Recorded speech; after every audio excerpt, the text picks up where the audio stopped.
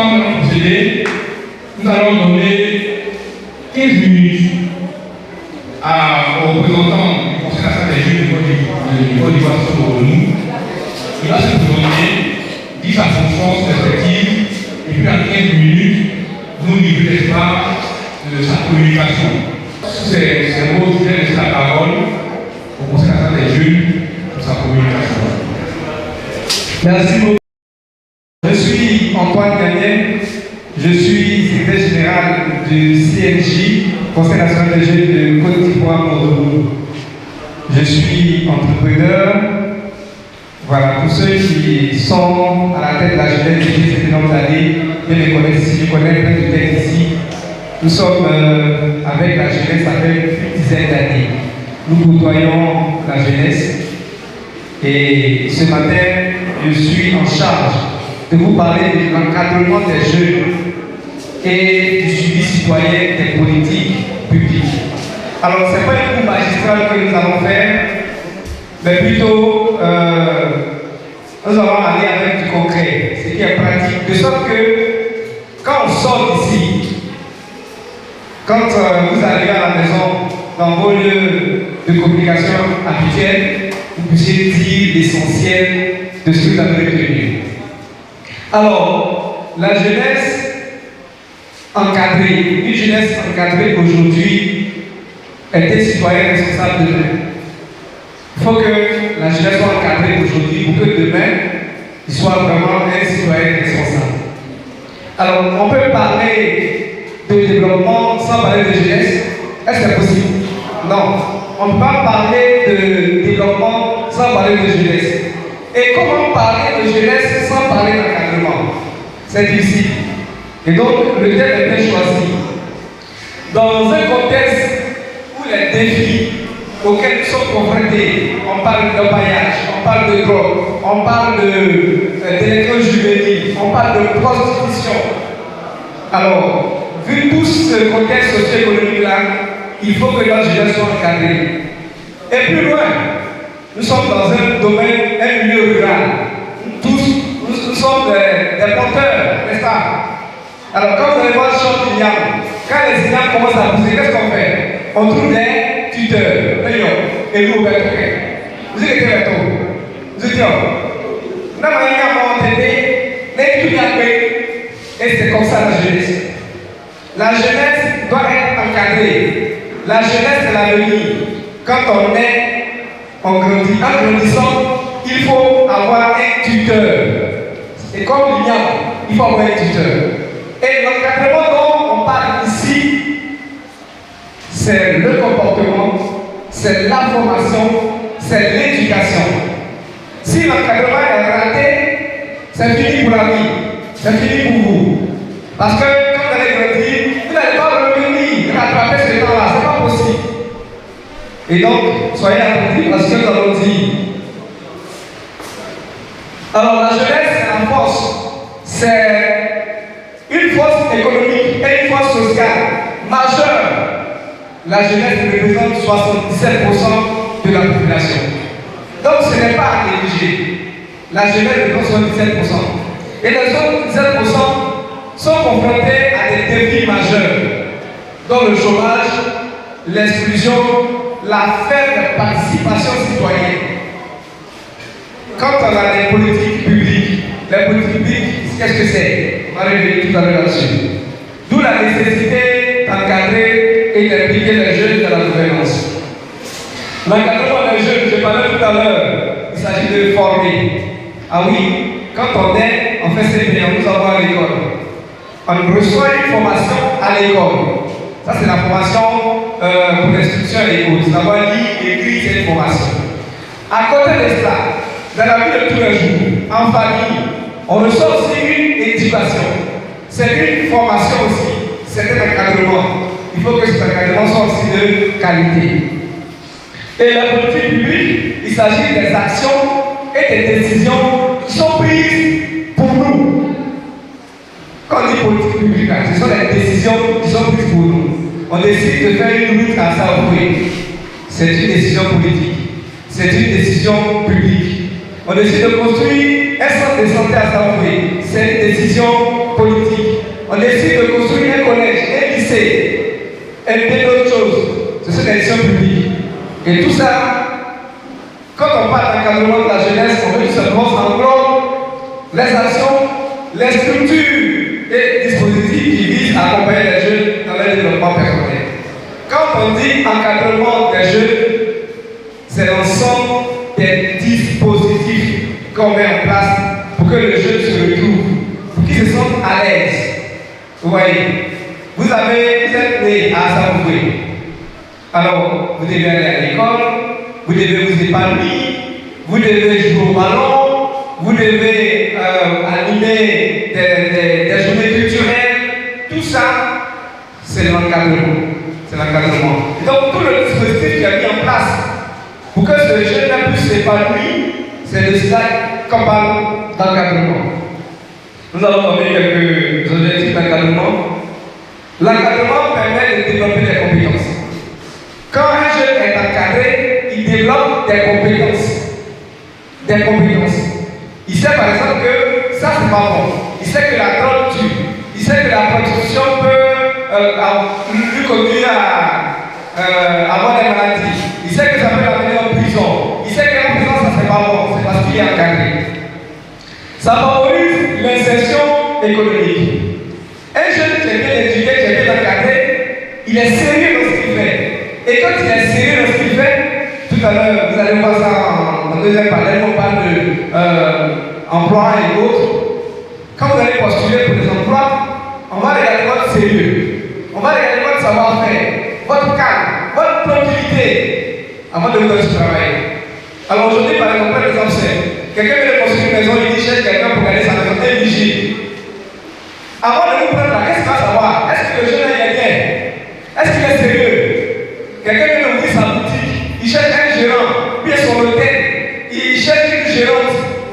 Avant de prendre la personne qui va gérer l'hôtel, ou alors son salon de coiffure, il va savoir ce que vous représentez. Est-ce que vous êtes bien encadré, vous êtes bien éduqué, vous êtes sérieux, ainsi de suite. Excusez-moi, vous êtes sérieux, ainsi de suite. Alors, s'il n'y a pas cette notion-là, vous comprenez que vous avez perdu l'emploi. Donc, pour que vous soyez pris au sérieux, il va falloir être bien encadré. Et quand on est bien encadré et tout ça, ça favorise la cohésion sociale. Une jeunesse bien éduquée, bien encadrée, va travailler. Une jeunesse qui travaille va favoriser un climat de cohésion sociale dans son entourage. Pourquoi? Aujourd'hui, je donne l'exemple tous les jours. Tous les jeunes ont commencé à faire leur petite activité au bord de la route. Donc, on prend tout le monde, est-ce qu'il y a pas de choses et on va envoyer tout ça pour là? Non, on ne va pas accepter qu'il y ait pas là pour qu'on puisse rouler nos magasins, etc. Donc, une jeunesse qui est bien encadrée travaille pour son compte efficacement et ne va pas permettre qu'il y ait des trous pour un peu. Donc, c'est important d'encadrer la jeunesse parce que ça va renforcer la cohésion sociale. Il y a le deuxième volet de notre thème, c'est le suivi citoyen. Le suivi citoyen. Alors, le suivi citoyen permet la transparence et la lutte contre la corruption, l'efficacité des programmes publics. Aujourd'hui, vous avez l'hôpital ici à Saint-Boué. Vous avez un collège, vous avez des écoles. L'action publique a installé par exemple les co-gestes dans la politique de suivi de l'élaboration du programme de développement des établissements scolaires et sanitaires, etc. Combien de jeunes participent à cette activité? Il n'y en a presque pas. Donc les jeunes doivent jouer leur rôle dans les co-gestes. Co-gestes à l'école, co-gestes à l'hôpital. Dans les budgets de développement, vous avez votre mot à dire. Vous devez participer à cette activité-là. Ce qui est décidé, tout ce qui se fait là, c'est pour les jeunes. Que sont ceux qui sont là au collège? Les jeunes. La majorité de ceux qui sont pas à l'hôpital, les jeunes. Donc vous devez participer aux activités, au suivi des programmes, des actions de ces différentes politiques publiques à l'échelle de notre village ici à Saint-Boué. Il s'agit du collège, il s'agit de la mutuelle de développement, il s'agit on va dire des écoles primaires, des décisions qui sont de jeunes, vous participez. Comment vous veillez à ce que ça soit bien fait? On dit par exemple construire la clôture du collège, c'est un exemple que je prends avec. On me demande donc d'élever la cotisation. Vous n'allez pas vous opposer, parce que la clôture du collège va favoriser la sécurité des élèves de ceux qui travaillent. Alors vous, en tant que jeunes, comment vous participez? Vous voyez, parmi vous, il y a des maçons, il y a des ouvriers, il y a ceux qui peuvent faire des postes, il y a des menuisiers, etc. Vous voyez, on demande donc, on aborde le programme, on dit il y a une de maçons et de menuisiers. Vous n'allez pas attendre qu'on va chercher un maçon à Ouanou bien à Jean-Pouvenir pendant que vous êtes là. Vous voyez un peu.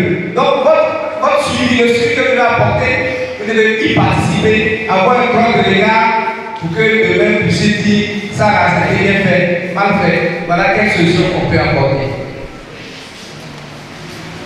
Le rôle de la jeunesse, je l'ai dit, c'est de veiller à ce que tout se passe bien. Si c'est gâté, c'est demain nous qui allons payer. Vous voyez un peu. Donc c'est de veiller à ce que ce soit bien fait. Et de participer au forum de concertation.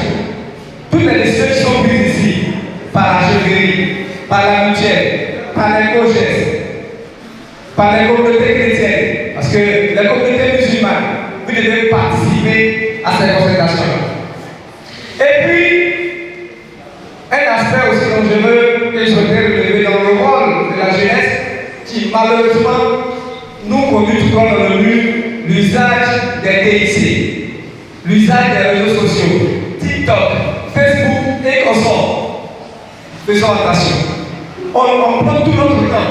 Même quand on va au champ, on va se reposer 2 minutes avant de nettoyer, on va sur TikTok, on va sur WhatsApp, on va sur Facebook. Voyez un peu. Tout ce qu'on voit là-bas n'est pas bon à prendre. Là-bas, on peut aller se divertir pour s'informer, mais faites attention pour ne pas que cela rejaillisse sur la population d'Assaoui. Savoir utiliser les TIC. Les TIC, Facebook, WhatsApp et TikTok, c'est pour booster vos activités. Ce que tu fais comme activité, tu es coiffeur.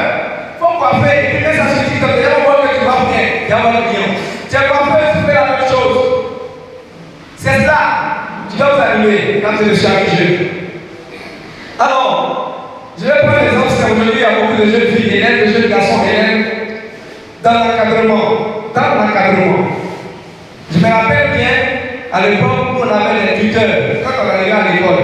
Ce n'est pas tuteur parent à la maison et non. Mais à l'école, on avait des tuteurs. Quand on est en 3e, on peut avoir des vieux qui sont en 6e, en 5e, on les encadre. Vous voyez aujourd'hui, nos enfants qui sont à l'école passent plus de temps à l'école qu'à la maison. Vous voyez. Donc, j'invite le bureau d'indépendance des jeunes et des femmes à créer ce qu'on appelle le tutorat. C'est-à-dire que vous créez un groupe, une personne par exemple, à 5 enfants à l'école, qui lui est le tuteur de ces 5 enfants. Donc, il suit ces 5 enfants. Est-ce que l'enfant va à l'école? Est-ce que l'enfant s'habille bien dans la société? Est-ce que l'enfant se porte bien? Est-ce que l'enfant ne suit pas les grandes personnes? Pour que demain, ces 5 enfants qui sont à ta charge là puissent te ressembler en tant que leader. Vous voyez un peu? Ne laissez pas vos enfants seuls. Quand ils vont à l'école, ils reviennent. Vous ne savez pas ce qu'ils apprennent là-bas, avec leurs camarades. Où ils vont, avec leurs amis. Vous ne savez pas. Vérifiez quand ils arrivent à la maison, vérifiez dans le sac. Vérifiez, posez-leur des questions. Ce qu'ils font, ce qu'ils ont fait ce matin. Qui ils fréquentent? Vous étiez où? Pour que votre enfant soit bien encadré. Pour que vos enfants soient bien encadrés. Si vous ne faites pas ça, vos enfants vont se perdre. La jeunesse va se perdre. Quand la jeunesse est perdue, d'ici 10 ans, 20 ans, on aura des vieux qui ne sont pas sages ici. Vous voyez un peu ce que ça va faire. Des vieux qui ne vont pas prendre de bonnes décisions. Vous savez ce que ça va faire? Faisons attention. Commençons à encadrer nos enfants. Les mamans, les jeunes filles, les jeunes enfants. On appelle les enfants quand ils sont encore enfants. Vous voyez un peu? Donc, nous les grands frères, mettons ensemble pour donner des conseils à nos enfants, pour donner des conseils à nos de temps en temps, on va créer un forum au foyer ici à Saint-Coucou. Peut-être les samedis ou les dimanches après-midi, après certains, autour d'Awalé, autour de Dam, autour de, je ne sais quoi, parler de votre avenir, du travail. Certains ont des problèmes à la maison, qui expliquent ensemble trouver la solution. Ils ont des problèmes avec leur petit ami, avec leur frère. Il est dans la drogue, il veut quitter, il ne sait pas comment faire. Vous voyez qu'il est en train de se perdre, il est en train de rentrer dans la drogue, il est en train de rentrer dans la prostitution, il est en train de fumer, ça ne va pas l'arranger. Il insulte tout le monde, ça ne t'arrange pas. Ça ne vous arrange pas, parce que quand un jeune fait du tort, on dit c'est des jeunes à Saint-Fouille, oh c'est des jeunes, voyez un peu. Donc, créez maintenant ce forum-là. Et chaque vendredi, chaque dimanche, on va pas aux gens. Dès 30 minutes, 15 minutes, vous vous retrouvez ici pour échanger sur les problèmes que les uns et les autres ont. À l'école, c'est la même chose. Vous avez vos enfants à l'école, créez le tutorat entre eux. Vérifiez ce qu'ils font. De temps en temps, allez-y à l'école, vous renseignez de ce qu'ils font. Vous avez compris? Tout à l'heure, quand il sera question d'échange, dès qu'il y a des questions, vous allez poser, on va élucider. On aurait pu avoir peut-être 1 heure pour parler, développer plus amplement. Mais le temps est parti. Je souhaiterais m'arrêter là. Je vous remercie. Merci. Chacun de nous a œuvré à un bel encadrement et une éducation optimale des jeunes, parce que le temps perdu ne pourra pas être rattrapé. Il a aussi invité la jeunesse, les jeunes, à pouvoir œuvrer le suivi citoyen. Par exemple, il a dit que les jeunes doivent jouer un rôle prépondérant dans les OGS, dans les mutuelles, etc. Et il a également invité la jeunesse à faire attention au TIC pour ne pas en être pas actif. Parce qu'il a dit, comme il a dit, ce n'est pas bon dans les TIC, il faut savoir l'utiliser pour promouvoir ses activités. Et enfin, il a invité les parents de l'uniforme,